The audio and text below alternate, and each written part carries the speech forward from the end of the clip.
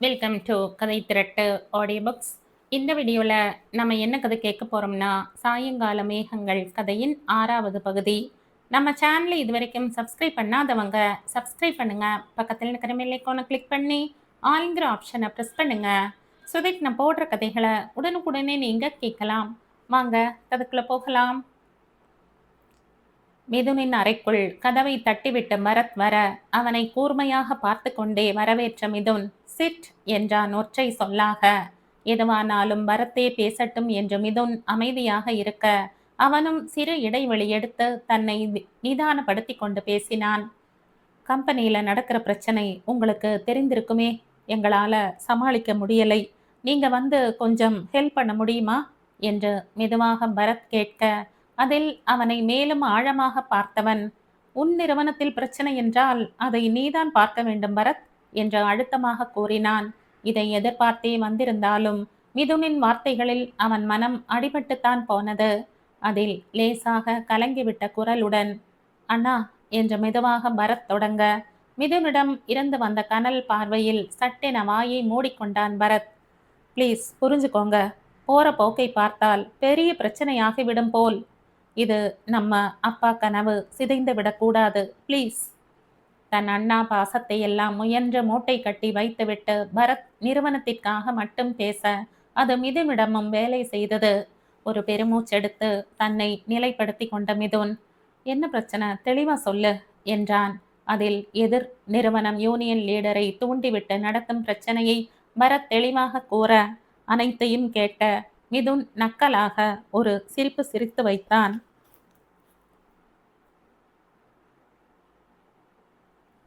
அவன் சிரிப்பில் ஏதோ சரியில்லையே என்று பரத் அவனை பயத்துடன் பார்க்க, இதற்கான தீர்வு ரொம்ப சுலபம் பரத்.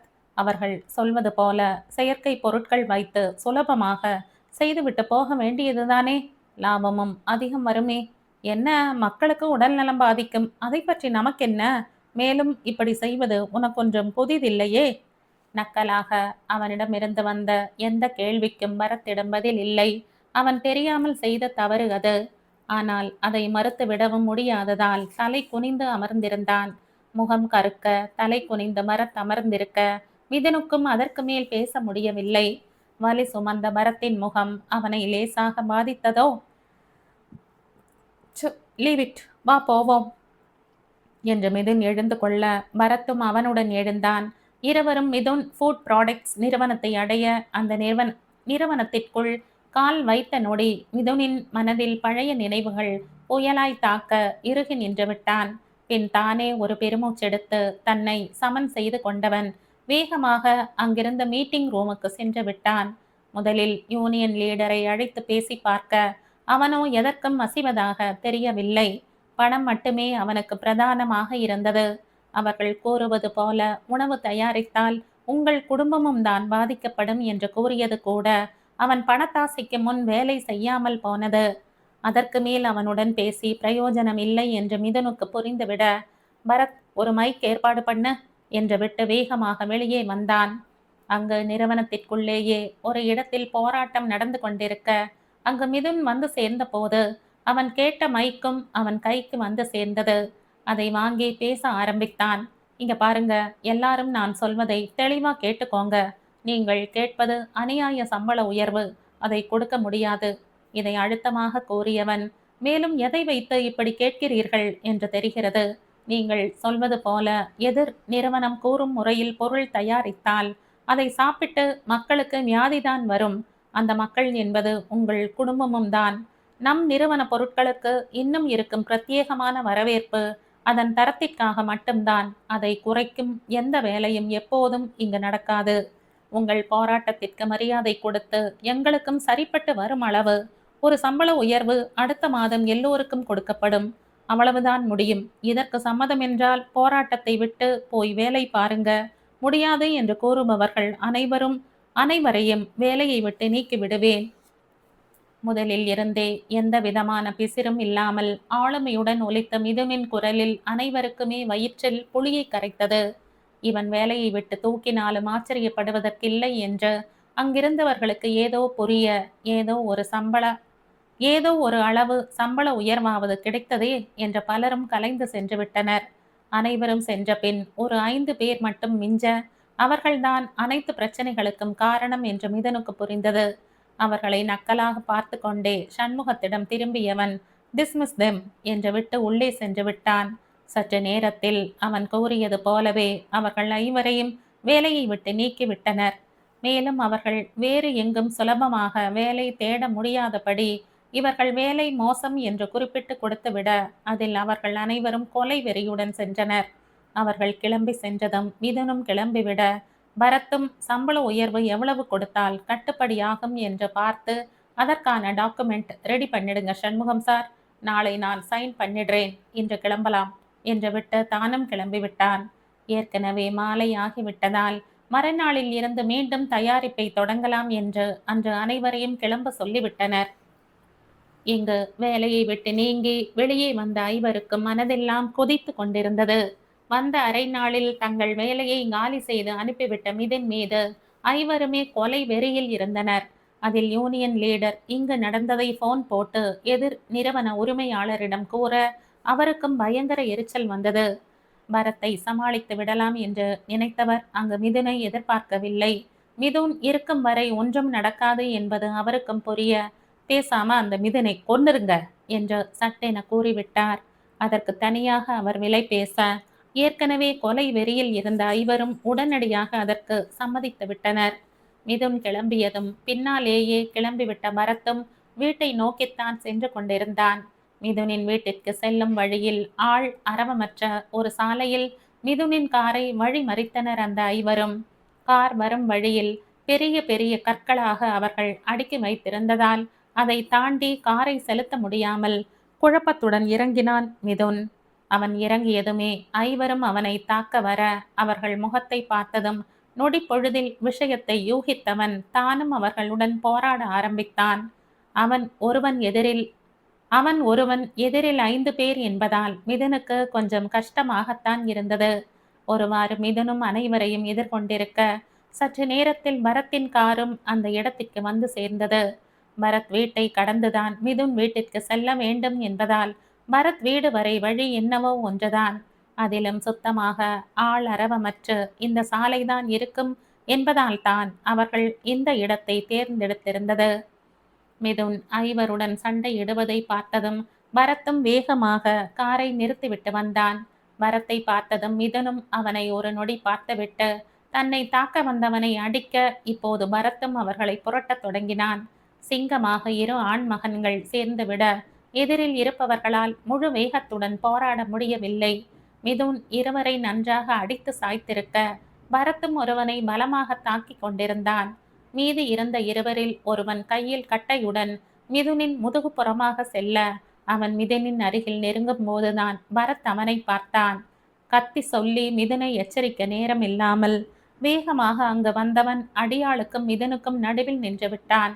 மிதுனின் பின்னந்தலையை உடைக்க வேகமாக அடியாள் இறக்கிய கட்டை பரத்தின் முன் நெற்றியை வெகு வேகமாக பதம் பார்த்திருந்தது.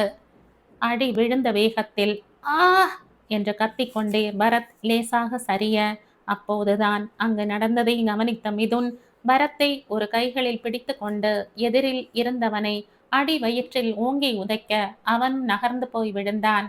பரத்திற்கு முன் மண்டையில் பலமாக அடிபட்டு இரத்தப்போக்கு அதிகமாக அவன் நிற்க முடியாமல் தடுமாறினான்.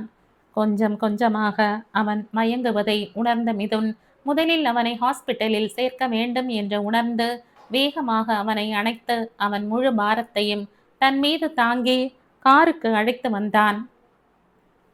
ஏற்கனவே அங்கிருந்தவர்கள் இவர்கள் அடியில் சுருண்டிருந்ததால் மிதுனை தடுக்கும் சக்தி அங்கு யாருக்கும் இல்லாமல் போனது. சீட்டில் பரத்தை அமர வைத்து சீட் பெல்ட் அணிவித்து விட்ட மிதுன் வேகமாக டிரைவர் சீட்டுக்கு வந்து காரை எடுத்தான். கிட்டத்தட்ட மயக்க நிலைக்கு சென்றிருந்த பரத்தோ அப்போதும் முழு மயக்கம் வருவதற்கு முன் அண்ணனைத்தான் பார்த்து கொண்டிருந்தான். கண்கள் எல்லாம் இருட்டுவது போல் இருக்க, நான் செத்துருவனா என்று மெதுவாக முனகினான் பரத். அவன் கேள்வி ஏனோ மிதுனை உயிர் வரை சென்று தாக்க அவன் கைகளில் கார் ஒரு நொடி வெகுவாக தடுமாறியது. அதில் அவன் சட்டென காரை நிறுத்திவிட, பரத்தோ இது எதையும் உணராமல் பேசிக் கொண்டிருந்தான். கடைசியா ஒரே ஒரு முறை அண்ணான்னு கூப்பிட்டுக்கவா ப்ளீஸ், என் கடைசி ஆசை என்ற மெதுவாக மிதுன் கைகளை பற்றி கொண்டு பரத் கெஞ்ச, முதல் முறையாக தம்பியின் பாசமும் அந்த நொடி அவனுள் இறங்கியது.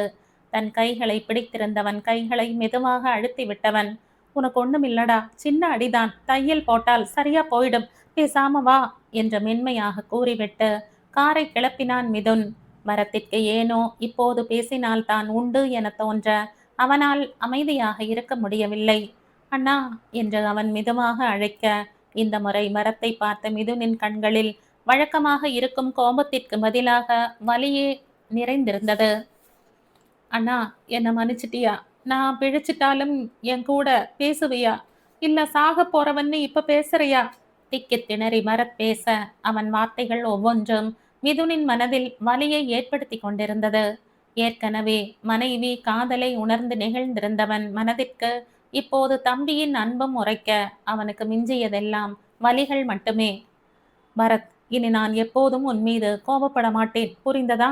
அமைதியா வாடா என்று மிதுன் கெஞ்ச, அவன் குரலில் இருந்த உரிமையில் ஆச்சரியமாக அவனை பார்த்த பரத், நிஜமாவாண்ணா என்று தன் கைகளை மிதுன் புறம் நீட்ட, அதில் யோசிக்காமல் கை வைத்த மிதுன், சத்தியமாடா என்றான் கலங்கிவிட்ட குரலில். மிதுனின் பதிலை கேட்டு நிம்மதியாக புன்னகைத்த பரத்தின் கைகள் அடுத்த நொடி கீழே நழுவியது. அவன் கண்களும் முழுதாக சொருக அப்படியே சாய்ந்து விட்டான் பரத். பரத்தின் கைகள் தன் கைகளில் இருந்து நழுவியதும் அவனை பயத்துடன் திரும்பி பார்த்த மிதுனுக்கு அவன் முழு மயக்கத்திற்கு சென்று விட்டான் என்று புரிந்தது. அதில் காரை முன்னிலும் வேகமாக மருத்துவமனை நோக்கி செலுத்தினான் மிதுன். மருத்துவமனையில் பரத்தை சிகிச்சைக்கு அழைத்து சென்று விட, வெளியில் நின்றிருந்த மிதுன் பூர்ணிமாவுக்கு மட்டும் போன் போட்டு விஷயத்தை கூறியவன் தலையில் கை வைத்து கொண்டு அங்கிருந்த நாற்காலியில் அப்படியே அமர்ந்து விட்டான். அவன் மனம் முழுவதும் சற்று நேரம் முன்பு பரத் பேசிய வார்த்தைகள்தான் உழன்று கொண்டிருந்தது. இத்தனை நாள் அவன் மன்னிப்பு மன்னிப்பு என்று கேட்ட போதெல்லாம் புரியாத அவன் அன்பு இப்போது புரிய, அந்த பாரம் தாங்க முடியாமல் தலையை இன்னும் இறுக்கமாக அழுத்தி பிடித்து கொண்டான் மிதுன். சற்று நேரத்தில் பூர்ணிமா, சந்திரிகா, அஹானாவுடன் மதி, அஜய் அனைவரும் அங்கு வந்து விட்டனர். மிதுன் பூர்ணிமாவுக்கு அழைத்த போது மதியும் அங்குதான் இருந்ததால் அவளும் கிளம்பி வந்து விட்டாள். மிதுனை பார்த்தவுடன் வேகமாக அவன் அருகில் வந்த பூர்ணிமா, என்ன ஆச்சுப்பா, பரத்துக்கு என்ன ஆச்சு என்ற பதட்டத்துடன் கேட்க, தலையில் அடிபட்டிருக்கு சித்தி, பார்த்துட்டு இருக்காங்க என்ற பரத் இருந்த அறையை மிதுன் காண்பிக்க, சரியாக அதே நேரம் மருத்துவரும் வெளியே வந்தார்.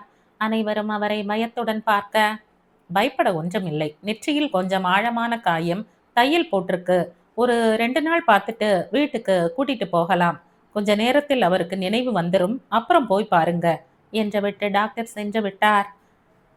அங்கிருந்த அனைவரையும் விட அவர் வார்த்தைகள் மிதுனுக்குத்தான் பெரிய நிம்மதியாக இருந்தது.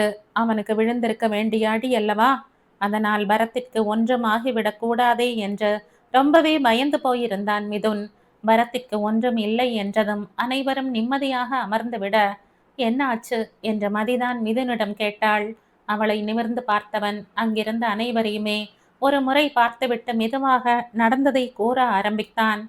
என்ன பிரச்சனை என்பதை கூறி முடித்தவன் கடைசியாக, இது எனக்கு விழுந்திருக்க வேண்டிய அடிதான், இவன் நடுவில் வராமல் இருந்திருக்கலாம் என்ற குற்ற உணர்ச்சியுடன் மிதுன் கூற, வரத்தானே செய்வார் என்று சற்று சத்தமாகவே கூறியிருந்தாள் சந்திரிகா.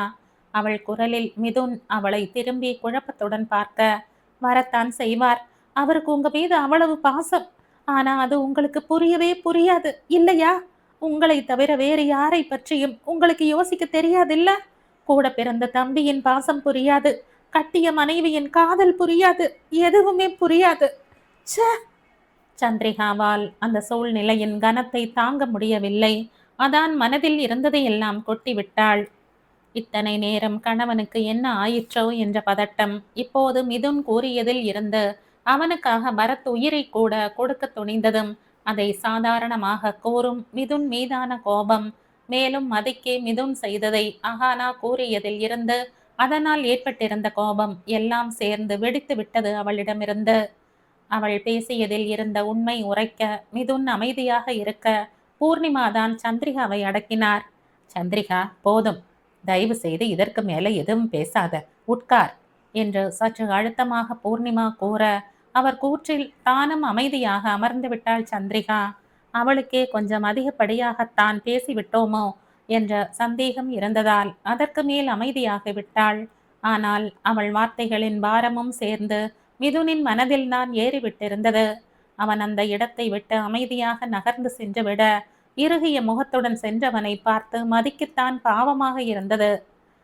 அஜயை அஹானாவிடம் கொடுத்தவள் அவளிடம் கணவன் சென்ற திசையை கண்களால் காட்டி அவனிடம் போவதாக செய்கை செய்துவிட்டு மிதுன் பின்னாடி சென்று விட்டாள். அங்கிருந்து நகர்ந்து வந்திருந்த மிதுன் அந்த மருத்துவமனையின் வராண்டாவில் யாரும் இல்லாத ஒரு ஓரத்தில் சென்று நின்றிருந்தான். இருளை வெறித்து கொண்டிருந்த அவன் கண்கள் யோசனையிலும் பரிதவிப்பிலும் சுருங்கி இருந்தது. மெதுவாக அவன் அருகில் வந்த மதி, இதோ என்ற மென்மையாக அவன் தோள் தொட, அவளை திரும்பி கண்களில் பரிதவிப்புடன் பார்த்தவன் அடுத்த நொடி அவளை இறுக அணைத்திருந்தான். அவனது அந்த அணைப்பில் காதலோ காமமோ இல்லாமல் வெறும் தாய்மடி தேடும் சேயின் செயலாகத்தான் அது இருந்தது. அதை உணர்ந்து மதியும் அவனை ஆறுதலாக அணைத்து கொள்ள, சிறிது நேரம் அவள் அணைப்பில் அடங்கி இருந்தவனுக்கு அந்த அணைப்பின் கதகதப்பு பெரும் ஆறுதலாக இருந்தது.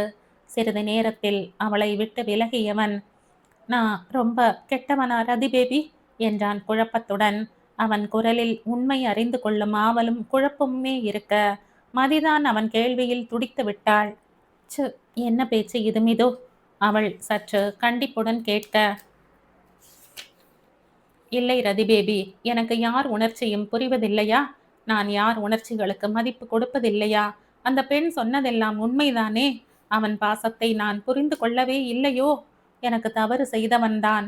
ஆனால் அதை அவன் உணர்ந்த பின் இத்தனை நாள் அந்த கோபத்தை பிடித்து வைத்திருக்க வேண்டாமோ?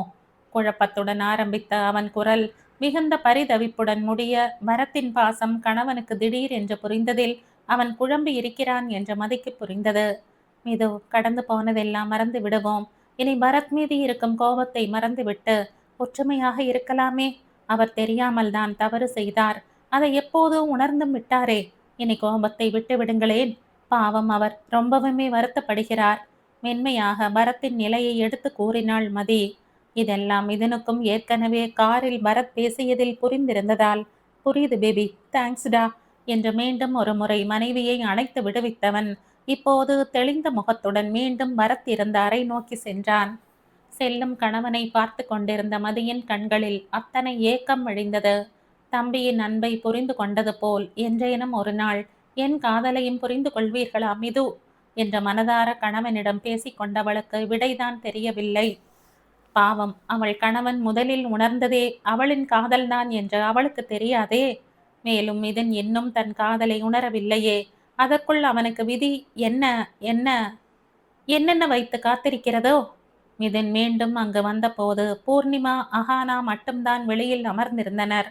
சந்திரிகா எங்க சித்தி என்று மிதுன் கேட்க, பரத்திற்கு நினைவு வந்துவிட்டதுப்பா, அவனை பார்க்க போயிருக்கா. அவள் வந்ததும் நாம போவோம் என்றார் பூர்ணிமா. அதற்கு ஓ சரி சித்தி என்றவன் அவர் அருகிலேயே அமர்ந்து விட்டான். சில நொடிகள் அமைதியாக கழிய, சித்தி, எனக்கு பட்டிருக்க வேண்டிய அடி பரத்திற்கு பட்டு விட்டதே என்று கஷ்டமாக இருக்கா? திடீரென்று மிதுன் கேட்க, அவனை நிமிர்ந்து பார்த்த பூர்ணிமாவோ, அவனுக்கு அடிபட்டது வருத்தம் தான்பா. ஆனா உனக்கு அடிபட்டிருந்தாலும் நான் இதே அளவுதான் வருத்தப்பட்டிருப்பேன் என்றவர் பேசாமல் மீண்டும் தலை குனிந்து கொண்டார். அவரது இந்த கூற்றை மகன் நம்பப் போவதில்லை என்று நினைத்தவர் அவனது நம்பிக்கையற்ற முகத்தை பார்க்கும் திராணியற்று தான் தலை குனிந்து விட்டார். ஆனால் மிதுனோ, சாரி சித்தி என்றான் மெதுவாக. அவன் மன்னிப்பு வேண்டியதில் ஆச்சரியத்துடன் அவனை நிமிர்ந்து பார்த்தவர் அப்போதுதான் மகன் முகத்தில் எப்போதும் இருக்கும் இறுக்கமும் கோபமும் தளர்ந்திருப்பதை உணர்ந்தார். பூர்ணிமா அவனையே விழி அகல பார்த்து கொண்டிருக்க, அவர் கைகளை மென்மையாக பற்றி கொண்டவன், எல்லோரும் என்மேல் நிறைய பாசம் வைத்திருக்கிறீர்கள் இல்லையா சித்தி? நான் தான் என்றோ நடந்ததை நினைத்து கொண்டு இப்போது இருக்கும் பாசத்தை கவனிக்காமலே இருந்து விட்டேன். இனி கண்டிப்பா என்னால் நீங்க யாரும் வருத்தப்படுவது போல் நடக்காது சித்தி. அவர் கைகளை ஆறுதலாக பிடித்து கொண்டு மென்மையாக மிதுன் கூற, அவரோ நடப்பது கனவா இல்லை நினைவுதானா என்ற குழப்பத்தில் இருந்தார்.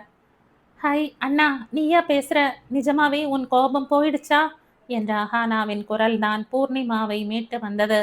அவளை திரும்பி பார்த்து சிரித்த மிதுன், நிஜமோ நிஜமாக குட்டி என்றான் மென்மையாக, அவள் தலை கோதிக்கொண்டே. அவன் செயலில் ஒருவாறு நிஜ உலகில்தான் இருக்கிறோம் என்று பூர்ணிமாவுக்கும் புரிய, மகனது மாற்றத்தில் அவர் கண்கள் தானாக கலங்கிவிட்டது. ரொம்ப சந்தோஷம் மிதுன். இப்ப எனக்கு எவ்வளவு நிம்மதியா இருக்கு தெரியுமா? இனி எங்க கூடவே இருப்பாயாப்பா? தன் கைகளை பிடித்திருந்த மிதுனின் கைகளை தன்னோடு இறுக்கிக் கொண்டு அவர் கேட்க, அதில் ஒரு நொடி அவன் முகம் யோசனையில் சுருங்கியது. பின் மென்மையாக சிரித்தவன், கொஞ்ச நாள் போகட்டும் சித்தி. என்னாலும் உடனே எல்லாம் மாற்றிக்கொள்ள முடியாதில்லையா? சில நாட்கள் கழித்து அதை பார்ப்போம் ப்ளீஸ் என்று சிறு கெஞ்சலுடன் முடிக்க, இத்தனை தூரம் அவன் பேசியதே அதிசயம் என்பதால் அதற்கு மேல் பூர்ணிமாவும் அவனை வற்புறுத்தவில்லை. இங்கு பரத்தை பார்க்க உள்ளே வந்த சந்திரிகாவால் தலையில் பெரிய கட்டுடன் படுத்திருந்த பரத்தை பார்த்து அழுகையை கட்டுப்படுத்த முடியவில்லை.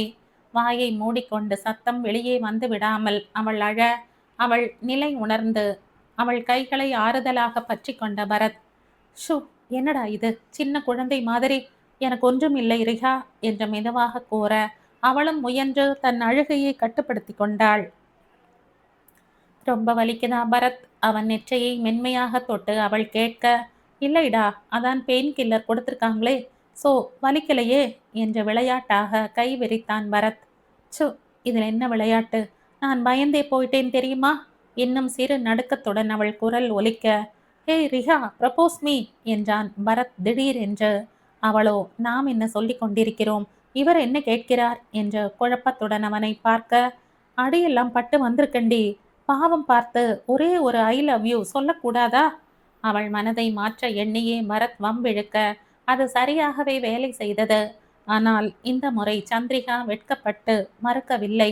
மாறாக அவன் முகத்தை தன் கைகளில் மென்மையாக தாங்கியவள் அவன் கண்களுடன் தன் கண்களை கலந்து, ஐ லவ் யூ பரத், இப்ப இல்ல, பல நாட்களாகவே என்று மெதுவாக கூறியவள் அவன் இதழிலும் மென்மையாக தன் இதழ்களை உரசி விலகினாள். அவள் காதல் கூறியதில் ஒரு பக்கம் மகிழ்ந்தவன் அவள் இதழ் ஒற்றலில் பறக்கவே தொடங்கிவிட்டான். அடி பாவி ராட்சசி, எங்க வச்சடி லவ் சொல்றது, கிஸ் பண்றதெல்லாம் பண்ற, போடி மனசாட்சி இல்லாதவளே என்று அவன் ஆற்றாமையுடன் புலம்ப, அதில் கலகலவென சிரித்து விட்டாள் சந்திரிகா. அவள் சிரிப்பில் அவனும் கலந்து கொள்ள சில நிமிடங்கள் இருவரும் சிரித்து ஓய்ந்தனர்.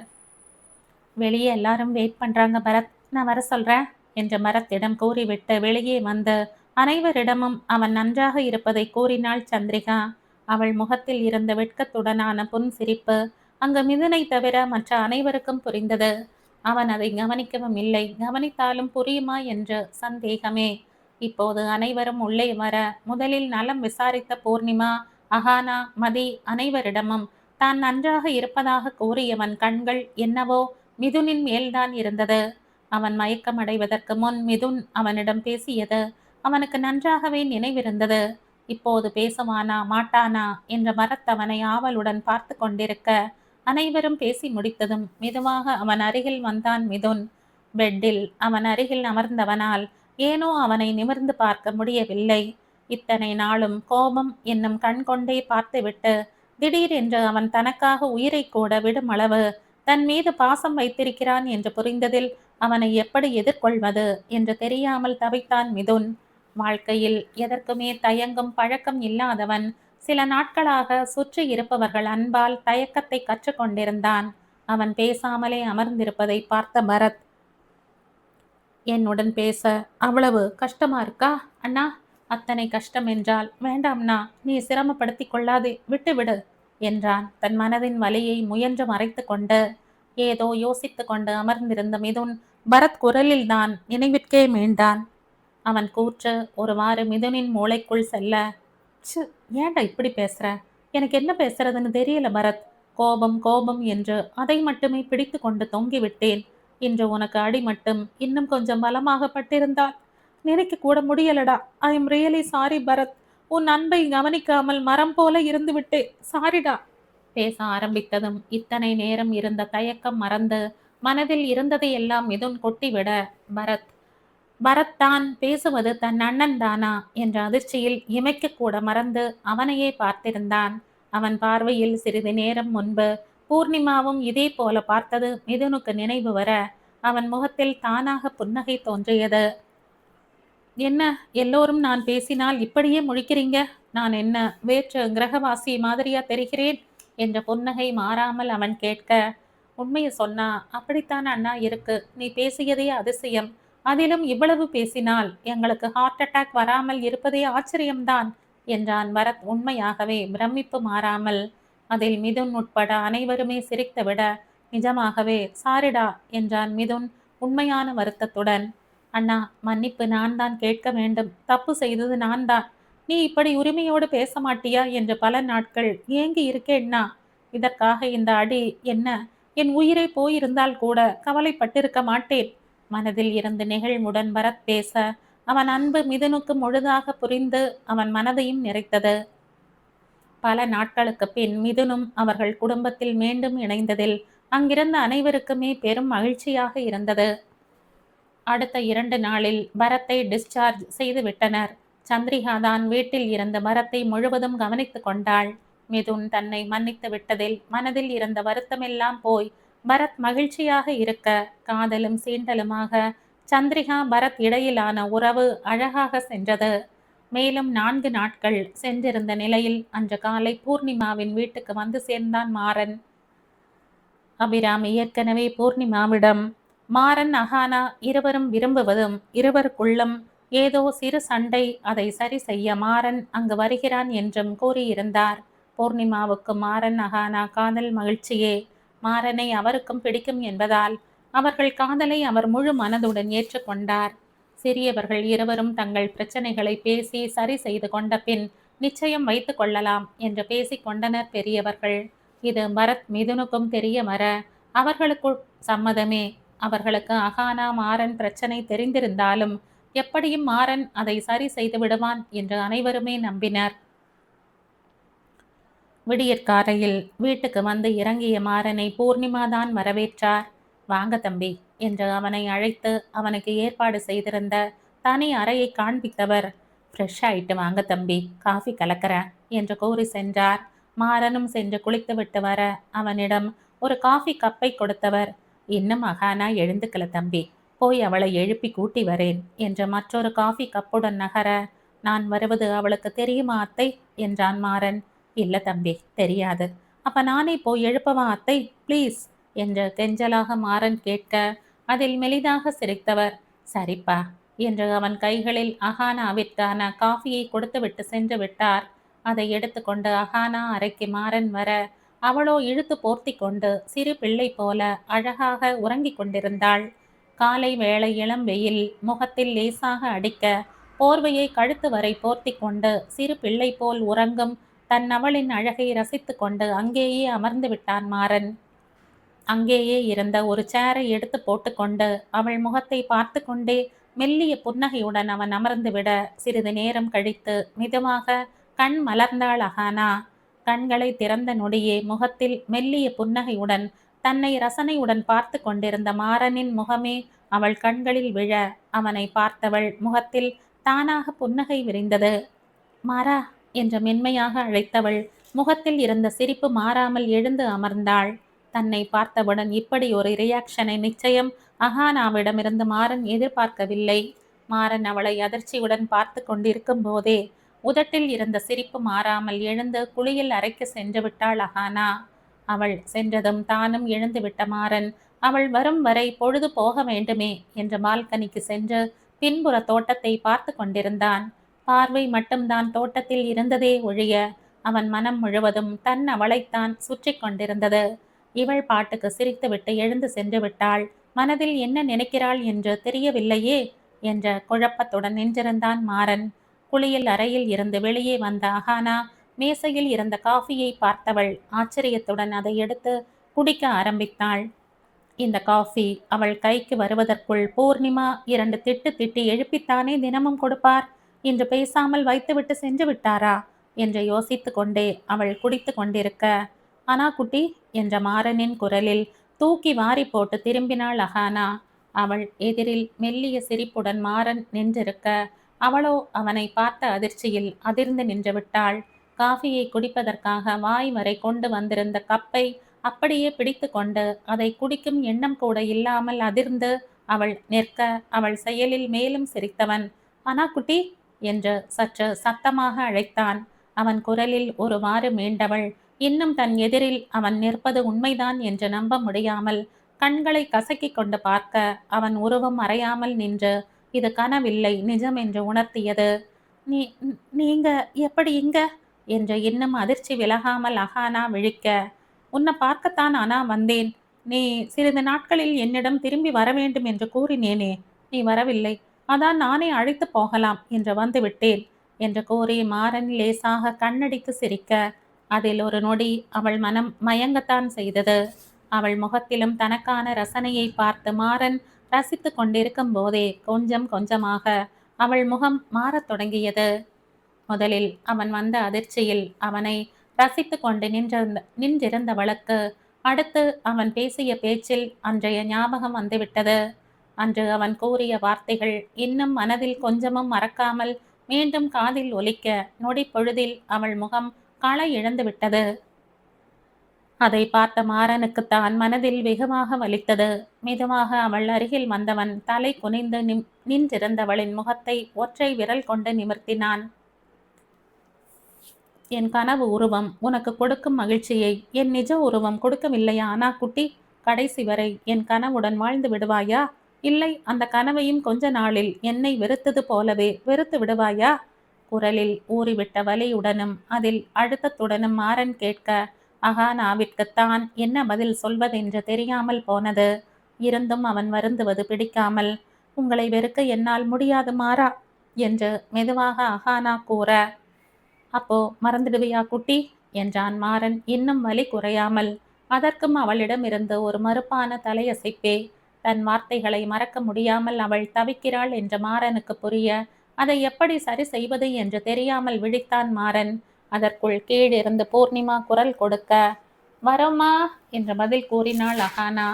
போவோமா என்று அவள் மாறன் முகம் பார்த்து கேட்க, அத்தைக்கு உனக்கும் எனக்கும் என்ன சண்டைன்னு தெரியாது அனா குட்டி. ஏதோ சின்ன சண்டை சரி ஆகிடும்னு தான் நினைக்கிறாங்க. நம்ம காதல் விஷயம் இரு குடும்பத்து பெரியவர்களுக்கும் தெரியும். அனைவருக்கும் அதில் மகிழ்ச்சியே. நம் பிரச்சனை சரி ஆன பின் நிச்சயம் வைத்து கொள்ளலாம் என்று சொல்லிக் கொண்டிருக்கிறார்கள். உன் முடிவுதான் இறுதியானது அனா குட்டி. நான் எதற்கும் உன்னை வற்புறுத்த மாட்டேன். நீ எந்த முடிவெடுத்தாலும் சம்மதம்தான். அத்தை ஏதாவது கேட்டாங்கன்னா அதற்கு தகுந்த பதில் சொல்லுடா என்றவன் அதற்கு மேல் மனபாரத்தை சுமந்து கொண்டு நிற்க முடியும் என்று தோன்றாமல் வேகமாக கீழே இறங்கி வந்து விட்டான். அவன் எதிர்பார்த்தது போலவே அனைவரும் டிஃபன் உண்ணும்போது பூர்ணிமா பேச்சை தொடங்கினார். ஆகா, உனக்கும் தம்பிக்கும் நிச்சயத்துக்கு நாள் பார்க்கலாம் என்றிருக்கிறேன். உனக்கு சம்மதம்தானே என்று நேரடியாக கேட்டுவிட அங்கிருந்த அனைவருமே ஒருவித ஆர்வத்துடன் அகானாவின் முகம் பார்த்தனர். அவள் சம்மதிக்க வேண்டுமே என்று ஆவலுடன் பரத், சந்திரிகா, பூர்ணிமா மூவரும் அவள் முகம் பார்க்க மாறனோ மனதில் வெகுவாக பயத்தில் வலித்தாலும் முயன்று உணர்ச்சிகளற்ற முகத்துடன் அவளை பார்த்தான். அகானாவிற்கு மாறன் மீது வருத்தம் இருந்ததுதான். ஆனால் அதற்காக அவனை மறந்துவிட்டு வேறு ஒருவனை எல்லாம் அவளால் நினைத்து கூட பார்க்க முடியாது. கண்களை எட்டாத மெல்லிய புன்னகையுடன் அவள் சம்மதமாக தலையாட்ட அதிலேயே மற்றவர்கள் மகிழ்ந்து மற்ற விஷயங்கள் பேச ஆரம்பித்துவிட மாறன் தான் அவளை யோசனையுடன் பார்த்தான். நிச்சயம் அவள் மனதுள் முழு மகிழ்ச்சி இல்லை என்பதை உணர்ந்தவன், அத்தை, நான் அனாவை அழைத்து கொண்டு கொஞ்சம் வெளியே சென்று விட்டு வருகிறேன். அப்புறம் எதுவானாலும் முடிவு செய்து கொள்ளலாம் என்று அகானாவை பார்த்து கொண்டே அழுத்தமாக கூறினான் மாறன். அவன் எதற்கு கூறுகிறான் என்று அனைவரும் அவனை குழப்பமாக பார்த்தாலும் யாரும் அவனை தடுக்கவில்லை.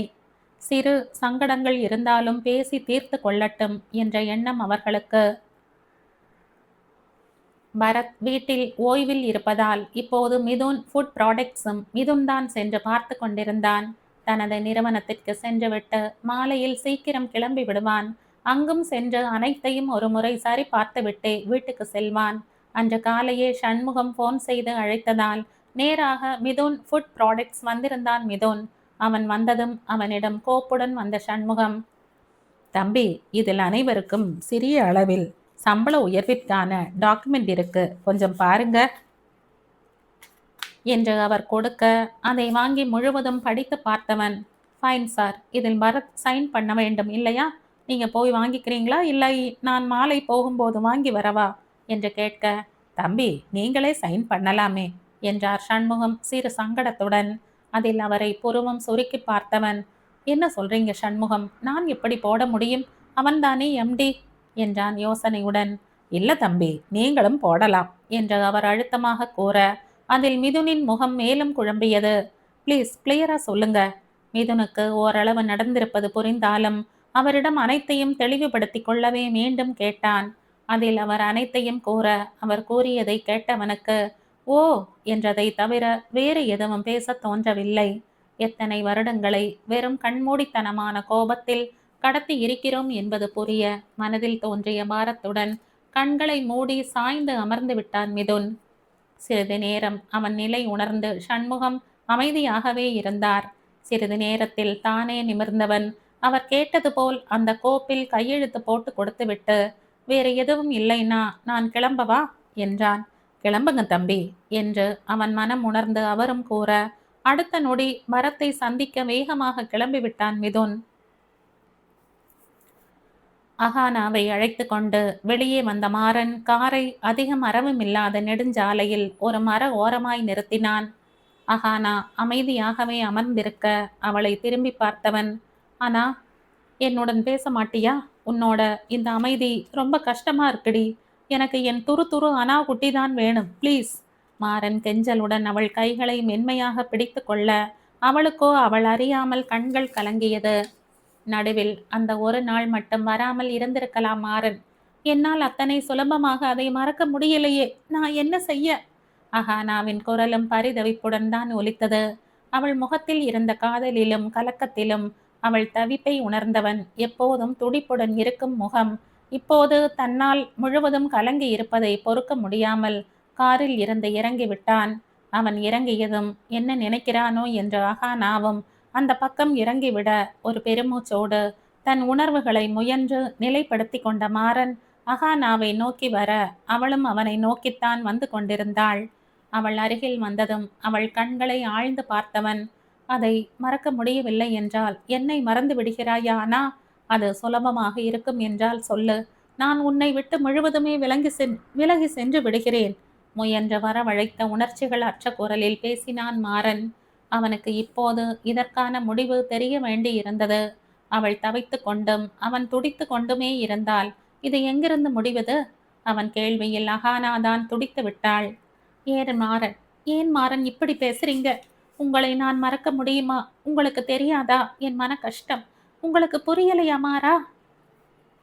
அதற்கு மேல் தாங்க முடியாமல் கட்டுப்படுத்த முடியாத சிறு கேவலுடன் அவள் கேட்க அவள் நிலை அவனுக்கு புரியத்தான் செய்தது. தன் மீது உயிரையே வைத்திருப்பவள் எதற்காகவும் தன்னை பிரிய நினைக்க மாட்டாள். ஆனால் தன் வார்த்தைகளையும் மறக்க முடியாமல் தவிக்கிறாள் என்று தெளிவாகவே புரிந்து கொண்டான் மாறன். குனிந்து அழுது கொண்டிருந்த அவள் முகத்தை நிமிர்த்தியவன், புரியுதானா குட்டி? என்னை மன்னித்து அதை மறக்க முடியலை இல்லையா? பரிதவிப்புடன் ஒலித்த மாறனின் குரலுக்கு பதில் கூற சொல்லி அவள் மனம் துடித்தாலும் அதே மனம் சுமந்து கொண்டிருந்த காயமும் சேர்த்து தன் வேலையை காட்ட பேச முடியாமல் அழுகையுடன் அமைதியாக நின்றாள் அகானா. கண்களில் வலியுடன் அவளை பார்த்த மாறன், ஆனா தவறுக்கான தீர்வு 2 தாண்டா. ஒன்று மன்னிப்பு, மற்றொன்று பிராயச்சித்தம். உன் மனதை மிகவும் வருத்திவிட்டேன் இல்லையா? நான் பிராயச்சித்தமே செய்கிறேன்டா என்றவன் திரும்பி சுற்றமுற்றம் பார்க்க அந்த சாலையில் இப்போதைக்கு பைக் தான் மாறி மாறி வந்து கொண்டிருந்தது. அதில் அடிபட்டால் உயிருக்கு எதுவும் ஆபத்து வராது என்பதால் அகானாவை பார்த்து கொண்டே மெதுவாக பின்னால் நகர்ந்தான் மாறன். அவன் பேசியதை முதலில் மனதில் இருந்த குழப்பத்தில் சரியாக கவனிக்காமல் இருந்தவள் பின் அவன் குரலில் ஏதோ தோன்ற அவள் நிமிர்ந்து பார்த்தபோது அவன் கிட்டத்தட்ட ரோட்டிற்கு சென்றிருந்தான். அவன் என்ன செய்கிறான் என்ற அதிர்ச்சியில் இருந்த அகானா மீள்வதற்கு முன்பாகவே மேலும் 2 அடிகள் அவன் பின்னால் எடுத்து வைத்துவிட அவன் எதிர்பார்த்தது போலவே வேகமாக வந்த பைக் ஒன்று அவன் மீது முழு வேகத்துடன் மோதியது. அது மோதிய வேகத்தில் மாறன் சற்று தள்ளி விழ அவனை மோதிய பைக்கும் தடுமாறி அவன் மீதே விழுந்தது. அந்த வண்டி ஓட்டி வந்தவன் மாறன் மீது விழுமாறு வர மாறனோ இருந்த இடத்தில் இருந்து நகராமல் அந்த மனிதனின் மொத்த கனத்தையும் தன் மீது தாங்கிக் கொண்டான். தனது தவறால் அவனுக்கு அடிபட்டு விடக்கூடாது என்றே நினைத்தான் மாறன். பக்கத்தில் பைக்கும் சரியாக மாறனின் மற்றொரு கை மீது விழுந்து வைத்தது. இந்த அனைத்து சம்பவங்களும் கண் இமைக்கும் ஒற்றை நொடியில் முடிந்துவிட, ஐயோ மாறா என்று கத்திக்கொண்டே அவனிடம் ஓடி வந்தாள் அகானா. அதற்குள் அங்கு கூட்டம் கூடியிருக்க அனைவரும் வந்து அங்கிருந்த சூழ்நிலையை சரி செய்தனர். வண்டி ஓட்டி வந்தவருக்கோ வண்டிக்கோ பெரிதாக ஒன்றும் ஆகாமல் இருக்க, மாறனுக்குத்தான் அத்தனை அடியும் விழுந்திருந்தது. அவன் நினைத்ததும் அதுதானே. மாறன் மீது விழுந்திருந்தவன் எழ உதவி புரிந்தவர்கள் அடுத்து அவன் கைகளில் இருந்த வண்டியையும் நிமிர்த்தினர். அத்தனை பெரிய வண்டி விழுந்ததில் கை எலும்பு முறிந்திருக்க, அம்மா என்ற வலியில் கத்திவிட்டான் மாறன். அவன் கத்தியதில் அகானாவிற்கு உயிரே உறைந்து விடும் போல் இருந்தது. அவனையும் ஒருவாறு எழுப்பியவர்கள் பக்கத்தில் வந்த ஆட்டோவை நிறுத்தி அவனை ஏற்றிவிட, அகானா அவனுடன் உரிமை உள்ளவளாக இருந்ததால் அவர்களுடன் வேறு யாரும் செல்லும் தேவை ஏற்படவில்லை. ஆட்டோவில் ஏறி அமர்ந்ததும் மாறன் வலி பொறுக்க முடியாமல் பல்லை கடித்து கொண்டே வர, அகானாவோ நிறுத்தாமல் அழுது கொண்டிருந்தாள். அவள் அழுகுரலில் கஷ்டப்பட்டு அவள் புறம் திரும்பிய மாறனோ, அழாதே அனா குட்டி, இனி என்னை மன்னித்து விடுவாய்தானே என்ற வலி சுமந்த குரலுடன் கேட்க, ஏன் இப்படி பண்ணீங்க மாறா, எனக்கு ஒரு நிமிடம் உயிரே இல்லை. அழுகையை கட்டுப்படுத்த முடியாமல் விம்மலுடனே பேசினாள் அகானா. ஒன்றும் இல்லைடா, சின்ன எலும்பு முறிவுதான், ரொம்ப தவறாக பேசிவிட்டேன் இல்லையாடா. என்னாலேயே அந்த பேச்சை தாங்க முடியவில்லைடா. அதான் நீயும் அதை மறக்கணும்ல. அதான் அதைவிட பெரிய ஷாக். எப்படி என் புத்திசாலித்தனம் என்ற மாறன் லேசாக கண்ணடிக்க, அவள்தான் அவன் குறும்பை ரசிக்க முடியாமல் தவித்து போனாள். சாரி மாறா. அவன் குறும்பை ரசிக்காமல் அவள் மன்னிப்பு வேண்ட, ச்சு ஒண்ணும் இல்லடா என்று அடிபடாத கையால் அவளை ஆறுதலாக பிடித்து கொண்டான் மாறன். பக்கத்தில் இருந்த மருத்துவமனையில் அவனை சேர்க்க, கையில் ஏற்பட்டிருந்த எலும்பு முறிவிற்கு மட்டும் சிறு அறுவை சிகிச்சை செய்ய வேண்டும் என்று கூறிவிட்டனர். அகானாவும் அதற்கு மேல் இந்த மனபாரத்தை தனியாக தாங்க முடியாது என்று தோன்ற வீட்டுக்கு அழைத்து கூறிவிட்டாள். பூர்ணிமா வீட்டுக்கு வந்த மிதுன் நேராக பரத்தை தேட மாறன் வந்துவிட்டதையும் அகானாவை அழைத்து கொண்டு சென்றிருப்பதையும் அவனிடம் கூறிவிட்டு பரத் அறைக்கு அவனை அனுப்பி வைத்தார் பூர்ணிமா. சந்திரிகா பூர்ணிமாவுடன் சமையல் அறையில் இருக்க பரத் தன் அறையில் தனியாகத்தான் இருந்தான். மிதுனை பார்த்ததும் பொழுது போகாமல் போன் பார்த்து கொண்டிருந்த பரத் அந்த நேரத்தில் மிதுனை அங்கு எதிர்பார்க்காமல், அண்ணா வா வா என்று ஆர்ப்பாட்டமாக வரவேற்றான். அவன் வரவேற்பிற்கு எப்போதும் சிறு புன்னகையுடன் வரும் மிதுனுக்கு இன்று ஏனோ அந்த புன்னகை தோன்றவில்லை. இறுகி இருந்த முகத்துடனேயே அவன் அருகில் சென்று அமர்ந்தவன், சாரி பரத் என்றான் தலை குனிந்து கொண்டே. அவன் திடீரென்று மன்னிப்பு கேட்டதில் சாய்வாக அமர்ந்திருந்த பரத் பதறி எழுந்து விட்டான். என்னாச்சுனா என்ற தவிப்புடன் கேட்க, மெதுவாக அவனை நிமிர்ந்து பார்த்த சண்முகம் கூறியதை கூறியவன், நீ என்றோ உணர்ந்துவிட்ட தவறுக்கு இத்தனை வருடம் உன்னை ஒதுக்கி வைத்து விட்டேனேடா. இப்படி எதையும் புரிந்து கொள்ளாமல் இருந்திருக்கிறேன். என்னை நினைத்தால் எனக்கே என் மீது வெறுப்பாக இருக்கு பரத். மனதில் வெகு நேரமாக அலைக்கழித்து கொண்டிருந்த ஆற்றாமை தாங்காமல் மிதுன் அனைத்தையும் பரத்திடம் கொட்ட, அச்சோ அண்ணா ப்ளீஸ், நீ இப்படி இருப்பதற்கு நாங்களும் ஒரு காரணம் அண்ணா, முக்கியமாக நான். மேலும் உன் சிறுவயது வாழ்க்கை தனிமையிலேயே அமைந்து விட்டது. அது எத்தனை கொடுமை என்று எனக்கு புரிந்தது அண்ணா. நிச்சயம் தவறு எல்லாம் என்னுடையதுதான். உன் குணத்திற்கு நீ இப்போது இறங்கி வந்து இப்படி பேசுவதே அதிசயம்தான் அண்ணா. வேறு எதுவும் யோசிக்காதே. அதுவும் கஷ்டப்பட்டவன் நீதான். இனியாவது எல்லோரும் ஒற்றுமையாக இருப்போம் அண்ணா. முடிந்ததை பற்றி பேச வேண்டாமே. மிதுன் வருத்தப்படக்கூடாது என்று அவன் மேல் எந்த தவறும் இல்லாதது போல் பரத் பேசினாலும் மிதுனின் நியாய மனதிற்கு அவன் தவறுகள் உரைக்கத்தான் செய்தது. இருந்தும் தன் மீதான பரத்தின் அன்பும் புரிய மெலிதாக புன்னகைத்தவன், நான் ஒன்று சொல்வேன், அதை கேட்பாயா பரத் என்றான் மென்மையாக. கண்டிப்பாண்ணா என்று கூறிய பரத்தோ அடுத்து அவன் கூறியதை கேட்டு முடியவே முடியாது என்று மறுத்துவிட்டான். மேலும் அவனை மிதுன் வற்புறுத்த தொடங்கும் போது அங்கு பதட்டத்துடன் வந்தார் பூர்ணிமா. பரத், மிதுன் என்ற இருவரையும் அழைத்து கொண்டு அவர் பதட்டத்துடன் வர, அவர் குரலில் இருந்த பதட்டத்தில், என்னாச்சு சித்தி என்ற மிதுன் எழுந்து விட்டான். மாறனுக்கு விபத்து நடந்த விஷயத்தை கூறினார் பூர்ணிமா.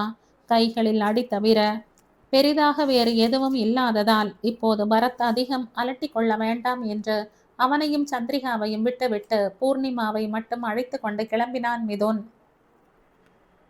அஹானாவிடமிருந்து போன் வந்ததும் வேகமாக கிளம்பி வந்த மிதுன் வரும்போதே மதிக்கும் அழைத்த விஷயத்தை கூறியிருந்தான்.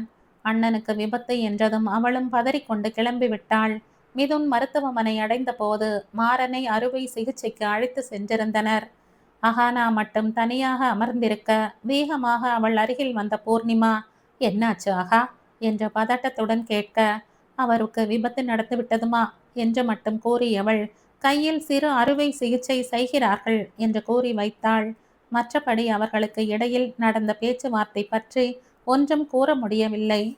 ஆனால் அவன் தெரிந்தே சென்று பட்டு கொண்டு வந்த அடியில் மனமெல்லாம் பாரமாக வலிக்க அன்னை தோளில் சாய்ந்து அமைதியாக கண்ணீர் வடித்து கொண்டிருந்தாள் அஹானா. அஹானாவிற்கு மறுபுறம் வந்து அவளுக்கு ஆறுதலாக அமர்ந்து கொண்டான் மிதுன். சிறிது நேரத்தில் மதியம் வந்துவிட அவளது பதட்டத்தில் அஹானாவின் அழுகை மேலும் அதிகரிக்க தான் பதறுவதால் அஹானா மேலும் அழுகிறாள் என்று புரிந்து முயன்று தன் பதட்டத்தை குறைத்து கொண்டு மதியம் அவளுக்கு ஆறுதலாக இருந்தாள். ஒரு வழியாக அறுவை சிகிச்சை முடிந்து வந்த மருத்துவர், பயப்பட ஒன்றுமில்லை, இரவு கண் விழித்து விடுவார் என்று கூறிவிட்டு போக அனைவருக்குமே நிம்மதியாக இருந்தது. இரவு மாறனை சாதா அறைக்கு மாற்றிவிட அவன் கண் விழித்ததும் சுற்றி இருந்த அனைவரையும் விட்டுவிட்டு அவன் கண்கள் முதலில் தன்னவளைத்தான் தேடியது. அழுது அழுது வீங்கி இருந்த முகத்துடன் நின்றிருந்தவளை பார்த்ததும், அனா குட்டி இங்க வா என்று அழுத்தமாக அவளை அழைத்தான். அவன் குரலில் மெதுவாக அவள் அவன் அருகில் செல்ல, நான் தான் ஒண்ணுமில்லைன்னு சொன்னேனேடா, அப்புறம் இப்படி அழுது வைத்திருக்கிறாயே கவலையுடன் மாறன் கேட்க, அவளோ பதில் கூறாமல் இன்னும் வலி சுமந்த கண்களுடன் அவனை பார்த்தாள். அதில் அவனுக்கும் கஷ்டமாக இருக்க அவள் கைகளை ஆறுதலாக பற்றி தன் அருகில் அமர வைத்தவன், ஆனா குட்டி இனி அழக்கூடாது புரிஞ்சதா, நான் சரியானதும் உன்னை கடத்திட்டு போயிடுவேன், அதுவரை அழாம நல்ல பொண்ணா இருக்கணும் சிறு குழந்தைக்கு கூறுவது போல் மெதுவாக மாறன் பேச அதில் அஹானாவும் அமைதியாக மண்டையாட்டி கொண்டாள். அதை பார்த்து பூர்ணிமாவும் மதியும் மென்மையாக சிரித்தார்கள் என்றால் இவர்கள் அன்பை ஆச்சரியமாக பார்த்து கொண்டிருந்தான் மிதுன். இந்த கதையின் தொடர்ச்சியை அடுத்த பதிவில் கேட்கலாம். நன்றி.